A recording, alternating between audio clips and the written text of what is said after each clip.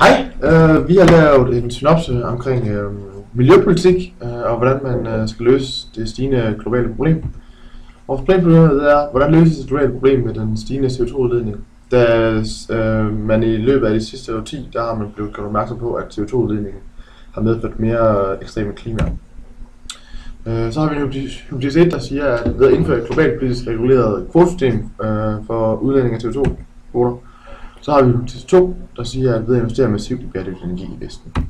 Så vil vi uddybe hypotese 1, og det er, at der er en allerede eksisterende Kyoto-aftale, som essentielt skal bygge på, at alle industrialiserede lande skal sænke deres niveau af CO2 samt 5 andre drivhusgasser til mindst 5% under deres niveau i 1990. Det krav skulle gerne have været opfyldt i 2012, det er desværre der ikke sket. Og i 2006 der havde 162 stater samt det europæiske fællesskab erklæret sig livligt bindende til opfylde målet for reduktion af drivhusgasserne. Og her har vi så et kort, der illustrerer, hvilke lande der er med, hvor de grønne er lande, der er med i aftalen, og de grå ikke er. Og her er det så meget i øjefaldende, at den unipolære magt USA ikke er med. Ja, så kan man også sige, at det er en markedspolitisk regulering, og det er det fordi, at der i den her aftale er afgifter og forureningskvoter, og på den måde kontrollerer man og sikrer, at markedet ikke skader miljøet, men man tager samtidig også hensyn til markedet ved at lave en global aftale, så det gælder alle verdens lande. Så på den måde er der ikke nogen, der får fordele over for andre. Så kan man blandt andet også sige, at CO2-kvoterne vil fremme ulandene økonomisk, og det kan man se, at et videnssamfund kommer herover, altså et lands udvikling inden for CO2-udslippet, der kan man se, at over ved et videnssamfund er CO2-udslippet ikke så stort som ved industrisamfundet, og på den måde kan mange af de lande, der ligger herover, måske købe kvoter ved de lande, der ikke bruger så meget CO2, eller udleder så meget CO2, og det kan være med til at fremme den økonomiske vækst i u-landene. Det er vigtigt lige at pointere, at med videnssamfundet, der anskues det på to måder, at grund af CO2-udslippet falder på landet. Den første, det er, at videnssamfundet selv har udviklet teknologi, der gør, at de kan nedsætte CO2 i form af deres produktion. Og den anden, det er, at de har fejret skidtet under gulvtæppet, hvis man kan sige sådan. De har bare flyttet deres produktion af CO2-udslip til andre lande, industrialiserede lande. Ja, for eksempel ved at outsource deres produktion, eller ja, på anden vis. Ja, vi skal videre. Ja, så har vi også en hypotese 2, som var ved at investere massivt i bæredygtig energi. I Vesten kunne man løse den globale miljøkrise her. Det kunne blandt andet være en vej ud af finanskrisen, og det kunne skabe en økonomisk gevinst fordi at man investerer i en masse ny teknologi, som blandt andet kunne blive en eksportvare for Vesten. Ja, og så kan vi snakke lidt om regningsskema her på den forkerte vej.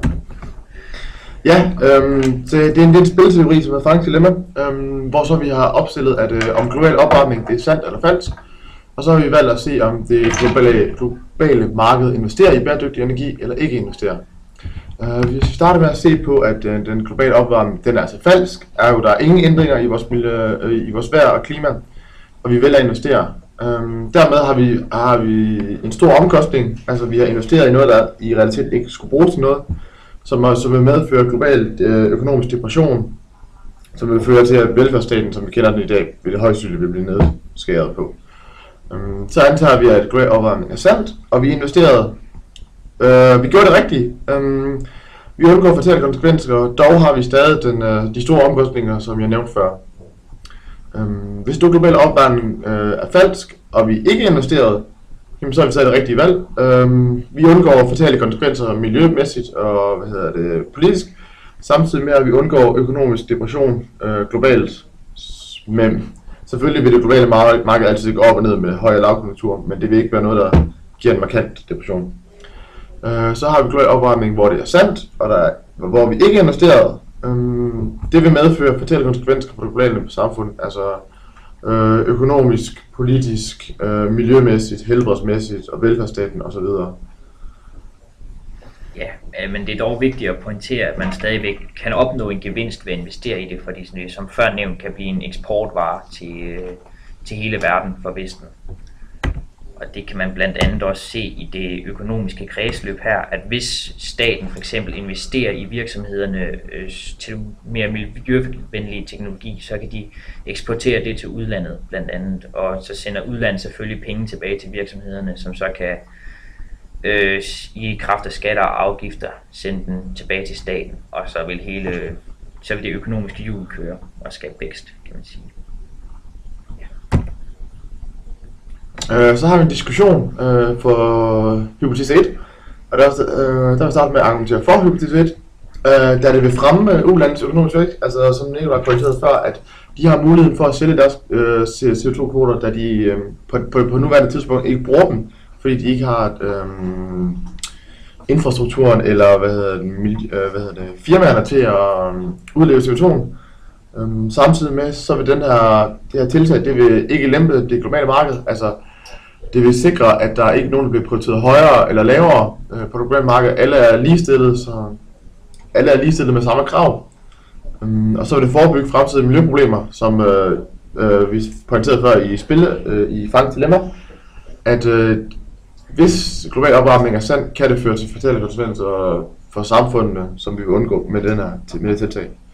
Og så vil det også give et incitament til at styrke det globale samarbejde. Imod, der er et meget stort, at den unipolare magt ikke er med. Lige meget hvordan vi vender dreje, der har USA meget at sige på den internationale scene, internationalt politisk. Samtidig med, at hvis USA ikke vælger at være med i den her aftale, så vil amerikanske firmaer, firmaer, der udleder CO2, have en væsentlig fordel forhold til det globale marked, som vil favorisere. Og så samtidig med, at når ulandene de vil opnå økonomisk vækst via at sælge de her kvoter her, det vil så medføre, at de højst sandsynligt vil investere i industri, som firmaer, som udleder meget CO2, og dermed så vil CO2-udslippet stige. Og et eksempel på CO2, nogle lignende kvoter, det er EU CO2-kvoter. Det er bare ikke gået så godt. Gennemsnitsprisen den er på knap 4 euro, men man havde en startforventning på 30. Og så grundet finanskrisen, der har kommissionen overvejet at trække penge ud af projektet og gemme den til markedskræfterne igen og trykke prisen. Så det er en meget liberal tanke der, selvfølgelig. Ja, så har vi også hypotese 2. Man kan sige, argumenterne for hypotesen, det er, at det vil muligvis skabe økonomisk vækst, og det kan være en vej ud af finanskrisen, en anderledes vej ud af finanskrisen måske. Miljøet vil med stor sikkerhed blive forbedret, hvis man vælger at investere i grøn energi og andre tiltag, der vil forbedre miljøet. Det vil også styrke det europæiske samarbejde, som indtil nu mest har været baseret på de økonomiske spørgsmål, men det kan også nu blive et meget miljøspørgsmål, der kan klares på til møderne og sådan noget.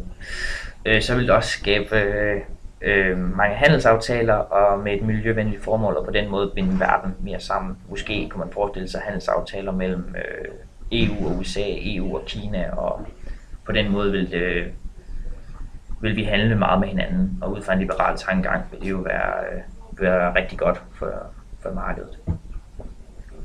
Argumenterne imod hypotese 2, det er, at der er ikke nogen garanti for, at der så kommer et udbytte af den her investering, fordi at finanskrisen kan godt være længerevarende, og man kan ikke helt forudse konsekvenserne af den, så man kan måske ikke løse finanskrisen på det her. Det er ikke 100% sikkert. Så er der et andet argument mod, det er, at det nytter ikke kun at fokusere på Vesten, når mange af BRIC-landene i disse år gennemgår en massiv industrialisering, og på den måde udleder mere CO2. Man bliver nødt til at gøre det på verdensplan, før man kan gøre en indsats for miljøet. Og det leder os lidt frem til vores konklusion. Det er grundet den økonomiske krise, der gør, at miljøpolitik er blevet nedprioriteret væsentligt. Det gør, at der er ikke nogen, der har råd til, de fokuserer på mere finansielle problemer. Derfor så mener vi, at hypoteserne ikke er realistisk på nuværende tidspunkt. Dog mener vi, at hypotesis 1 vil være den, der giver den bedste løsning på det globale miljøproblem. Grundet at den førnævnte økonomiske krise er mange ikke villige til at tage det økonomiske incitament, der skal til, før planen er realistisk. Man vil så også kunne sige, at hypotese 2 vil kunne skabe vækst og være en vej ud af krisen, men skal miljøproblemerne virkelig løses, så kræver det en global indsats. Der har vi nogle kilder. Ja, tak fordi I lyttede med. Hej hej.